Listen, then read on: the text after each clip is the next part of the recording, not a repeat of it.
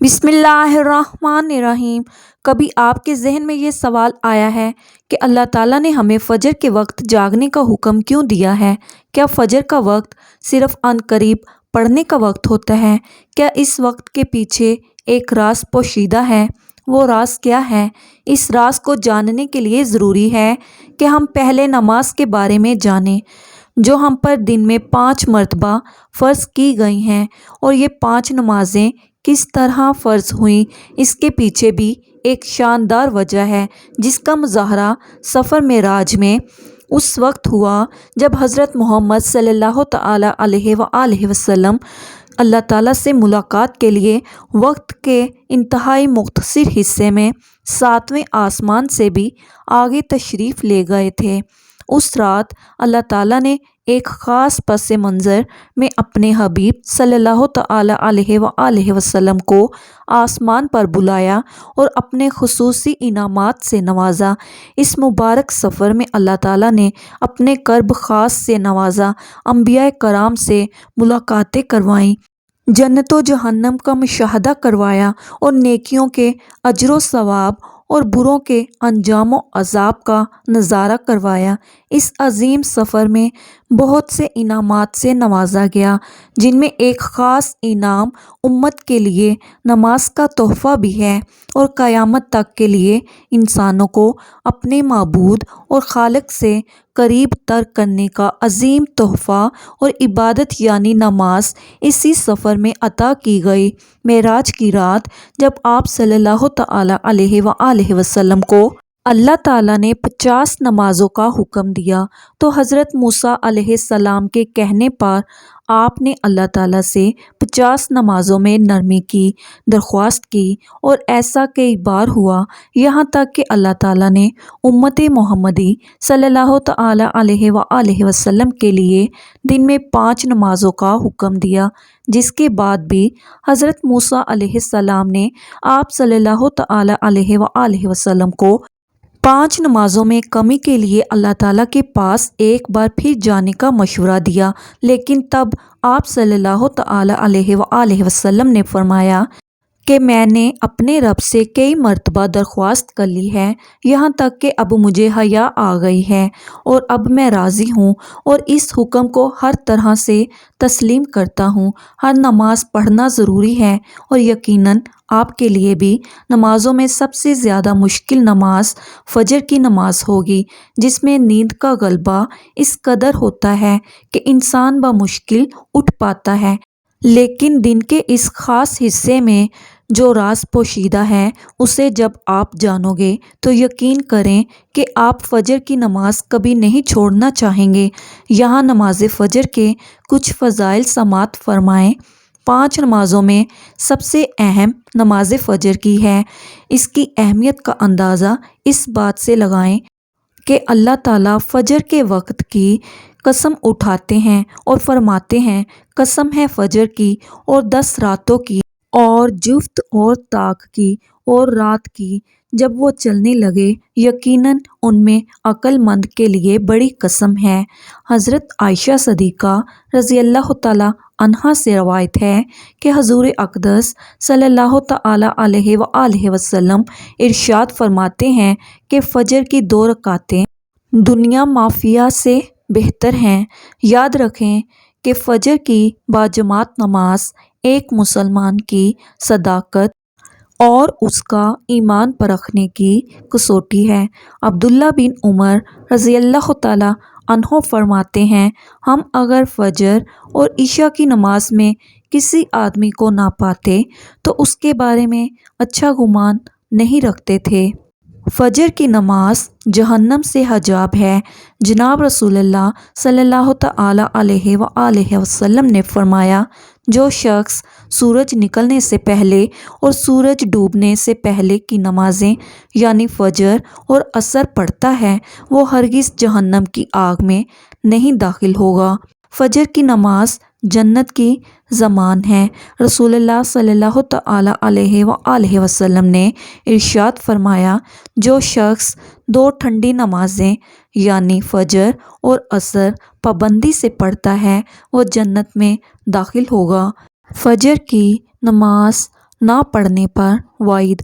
حضرت عبداللہ رضی اللہ تعالیٰ عنہ سے روایت ہے کہ جناب رسول اللہ صلی اللہ تعالیٰ علیہ وآلہ وسلم کے سامنے ایسے شخص کا تذکرہ کیا گیا جو صبح ہونے تک سوتا رہتا ہے، یعنی فجر کی نماز ادا نہیں کرتا، تو آپ صلی اللہ تعالیٰ علیہ وآلہ وسلم نے ارشاد فرمایا، ایسے شخص کے کانوں میں شیطان پیشاب کر دیتا ہے۔ فجر کی نماز کے لیے کس طرح اٹھیں؟ نمبر 1، رات کو حتی المکان جلدی سوئیں۔ نمبر 2، سوتے وقت فجر کی نماز جماعت سے ادا کرنے کا پختہ ارادہ کریں اور ارادہ کرنے میں مخلص بھی ہوں۔ نمبر 3، ایسے اسباب اختیار کریں جن سے فجر کی نماز کے لیے اٹھنا آسان ہو، مثلاً الارم والی گھڑی میں مناسب وقت پر الارم سیٹ کر کے اس کو مناسب جگہ پر رکھیں۔ اگر ان امور کی رعایت کر کے سوئیں گے تو انشاءاللہ تعالی فجر کی نماز جماعت کے ساتھ ادا کرنا آسان ہوگا۔ پھر بھی اگر کسی دن اتفاق سے بیدار ہونے میں تاخیر ہو جائے تو جس وقت بھی آنکھ کھلے سب سے پہلے نماز ادا کر لیں، انشاءاللہ تعالی تاخیر کا کوئی گناہ نہیں ہوگا، لیکن اس کو معمول بنانا گناہ پر مداوت کرنا ہے جو کسی بھی طرح جائز نہیں ہے۔ دنیا میں کئی ایسے لوگ ہیں جنہیں بے خوابی کی شکایت ہوتی ہے، جس میں وہ ساری رات سو نہیں پاتے اور پورا دن کام کاج کر کے جب رات کو بھی سو نہیں سکتے، تب کئی طرح کی ذہنی اور جسمانی بیماریاں جنم لیتی ہیں، اور اس بیماری کا شکار آج ہر دوسرا تیسرا شخص ہو رہا ہے، جس کی بڑی وجہ اللہ تعالیٰ کے احکامات کو پیچھے چھوڑ کر دنیا کی رنگینیوں کے پیچھے بھاگنا ہے۔